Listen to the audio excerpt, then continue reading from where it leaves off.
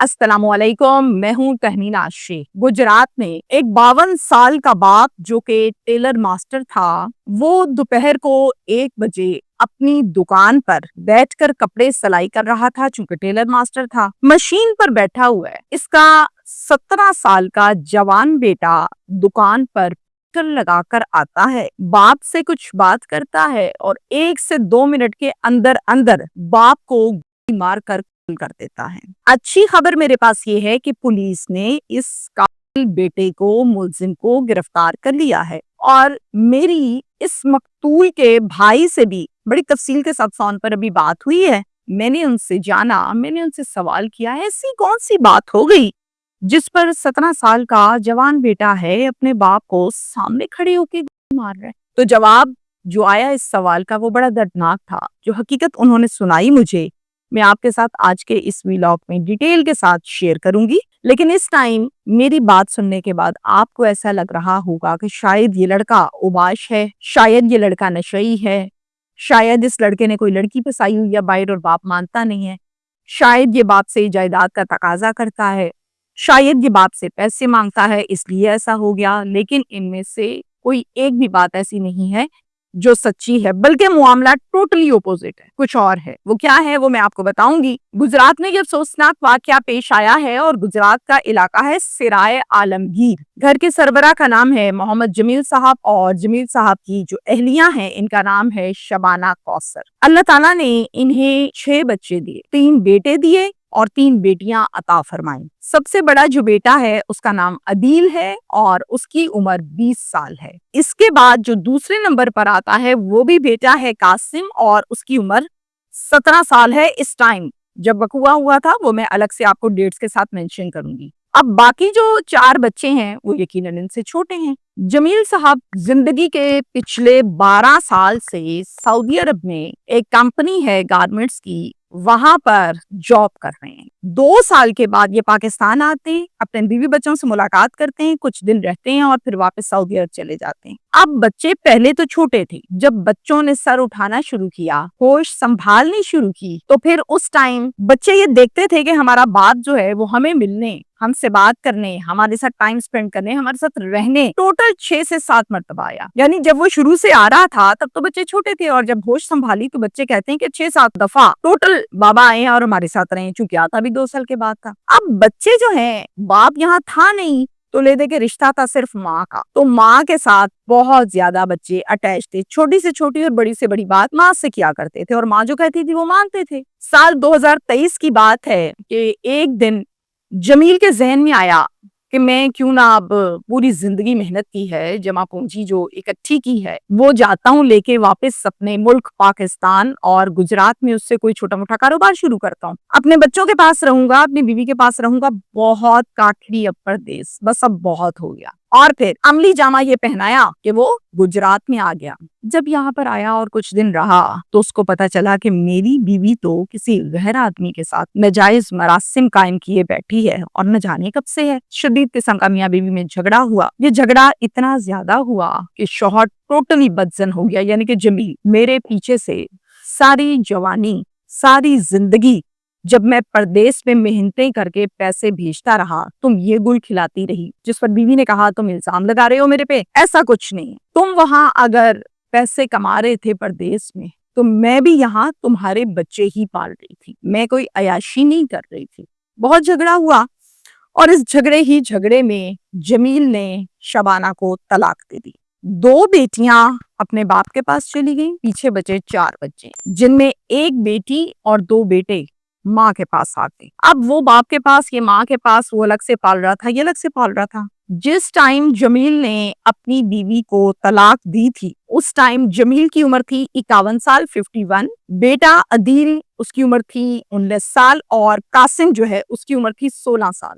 दोनों बेटे चूंकि जवान थे, माशरे में उठते बैठते थे, अंदर बाहर जाते थे। उन्होंने जब देखा कि माँ बाप इस हद तक झगड़ रहे हैं, बातें तलाकों तक आ गई हैं, تو انہوں نے بہت کوشش کی کہ باپ کو سنبھالیں، ماں کو سنبھالیں، کوئی پیچ اپ کروا دیں، کوئی آپس میں صلح کروا دیں، کسی بڑے کو بٹھا لیں، لیکن ذرا بھی اس چیز کا فرق نہ پڑا، فائدہ نہ ہوا اور وہ پیچ اپ نہ کرا سکے اور یہ طلاق ہو گئی، کیونکہ باپ بے تحاشا اپنی بیوی سے بدزن ہو چکا تھا۔ وہ ایک نظر اس کو دیکھنا بھی نہیں چاہتا تھا، رکھنا تو بڑی دور کی بات ہے۔ شبانہ اب کیا کرتی؟ شبانہ کو جب طلاق ہوئی تو شبانہ بچے لے کر ماں باپ کے گھر چلی گئی اور وہاں رہنا شروع کر دیا۔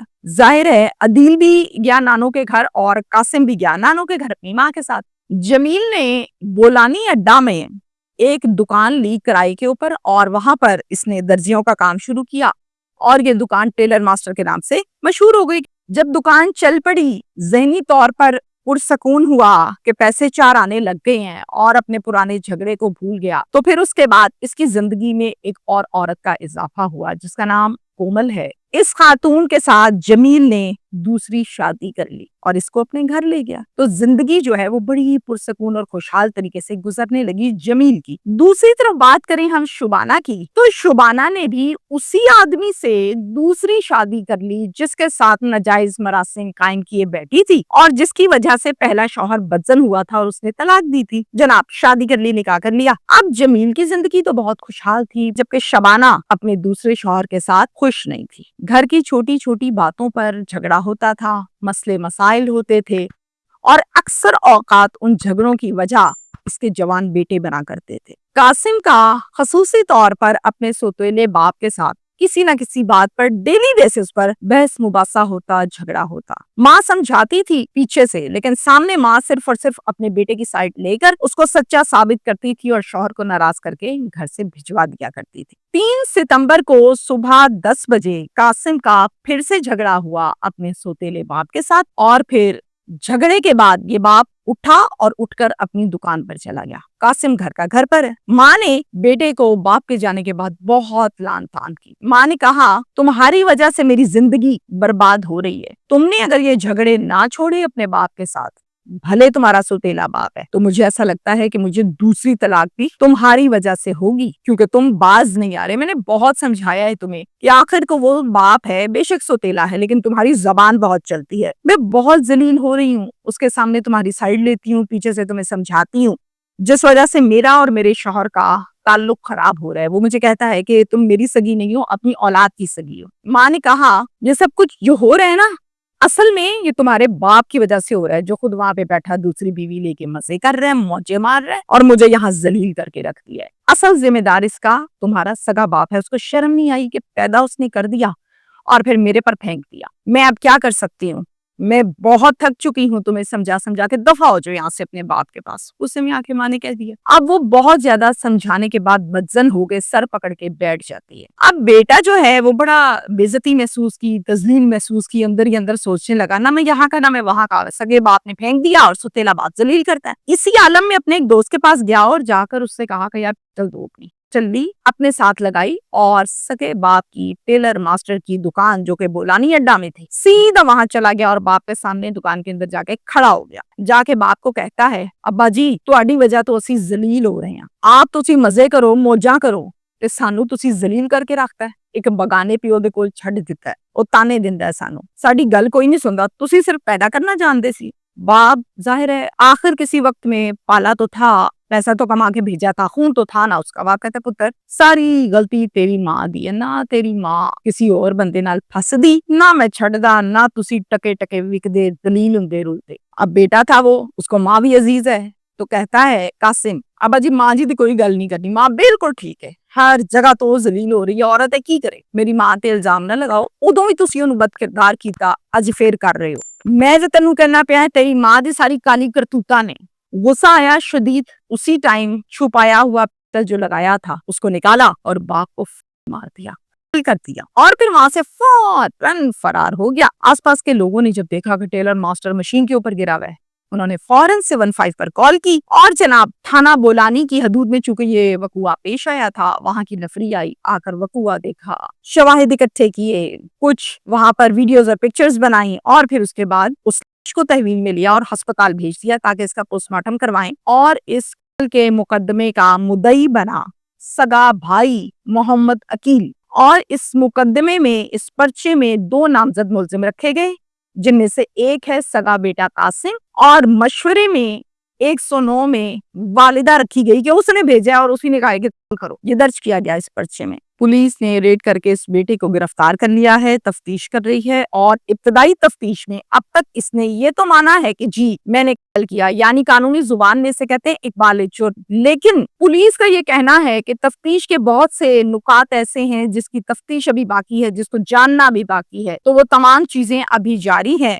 یہاں تک ہے ہمارا آج کا وقوعہ، آج کا کیس اور آج کا ویلاگ۔ ذاتی طور پر جب میں اپنی رائے دیتی ہوں کسی بھی کیس میں، ہر ویلاگ کے اینڈ پر، تو میں ہمیشہ اس غلطی کا ذکر کرتی ہوں کہ جہاں سے کہانی شروع ہوئی تھی اور ختم ہوئی پر۔ میں نے بہت سے اپنے ویلاگز میں، پروگرامز میں اور انٹرویوز میں کہا کہ آپ لوگ شادیاں کر کے بیویاں ادھر کس کے لیے چھوڑ کے جاتے ہیں، خدا باہر چلے جاتے ہیں۔ تو مجھے بہت سے لوگوں نے، بہت سے اینکرز نے، صحافیوں نے یہ سوال کیا، بھائی افورڈ نہیں کرتے تو کاروبار کے لیے جاتے ہیں، روزگار کے لیے جاتے ہیں، بالکل جانا چاہیے۔ کیا شادی سے پہلے اس بات کا آپ کو نہیں پتا ہوتا کہ آپ ایک لڑکی کے ساتھ شادی کر رہے ہیں، بچے پیدا ہونے ہیں، تو آپ اس کو افورڈ کر سکتے ہیں، یا وہ آپ کو اس طرح سے قبول کرے گی، یا شادی کے بعد آپ اس کے ساتھ میاں بیوی والا ٹائم گزار کے خود باہر چلے گئے اور اس کو کس کے لیے چھوڑ کے گئے؟ موقع تو آپ دیتے ہیں نا پھر پیچھے سے۔ جب اس قسم کے معاملات ہو جاتے ہیں، میں سب کی بات نہیں کر رہی، لیکن بہت سے کیسز میں ایسا ہوا، جب ایسے معاملات ہو جاتے ہیں اور کوئی بھی معاشرے کا مرد ہے، جب اس کو پتہ چلتا ہے اس بات کا، وہ گندے سے گندا بھی ہو، وہ برداشت نہیں کرتا، پھر غارت،